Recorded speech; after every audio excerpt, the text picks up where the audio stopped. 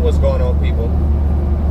I decided to make a couple of videos, or a series of videos, just talking about the things that people get complacent in, and just things that you can do you don't even realize you can do, or just being complacent while you're working at a good job. You know, I've been blessed to be at UPS for going on 22 years now, and one thing that I've done and really want to inspire people to do is don't get complacent at these jobs, because these jobs really don't care about you. Even though I'm still employed and I'm thankful, I was fired back in 2015, and it really changed my life for the better.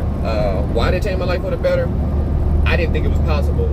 Since high school, I've always had this job, and it was always consistent. I get paid every week. You know, life was good, right? You know, until it wasn't anymore. And even though I got my job back, sorry about the cameras all shaky and stuff like that, but even though I got my job back, it was an eye-opener for me, and it literally opened my eyes to say, hey, look, even though you're a good person, you drive, you do really well, you know, you don't have any issues at your work, there is still a possibility that that carpet can get snatched underneath your feet and you're back to, you know, ground zero. At the time, I had just had my son, I'm young, I'm married, and I didn't have the slightest idea what the hell I was going to do, because my only skill set was I knew how to drive. That was the only thing I knew how to do. You know, I didn't go to college, you know, high school graduate.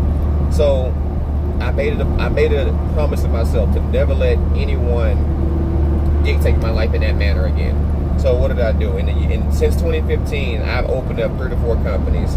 Not everything's going to be successful. I've opened up a high shot business. I drove for my brother. He has his own authority and everything. I drove 50 states all for myself while I was fired. I ended up hiring someone to do this while I was you know, getting my job back at UPS. Did that for about a year and a half. Things kind of dried up.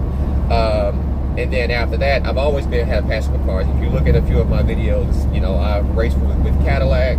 I've had several fast cars. It's just something that I've always just been a passion of mine. So I decided to open up a car dealership, and that's something that, you know, I want to talk to you about. So I'm gonna have a series of videos talking about the hotshot game.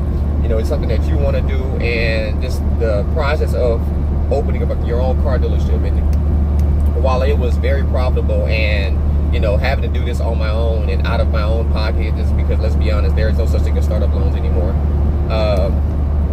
Yeah, I'm gonna kind of walk you guys through, and just if there's something that you would like to do, I'll shoot you the steps and let you know what exactly, you know, the steps you should take and things you should know to go into this process, this field. So stay tuned.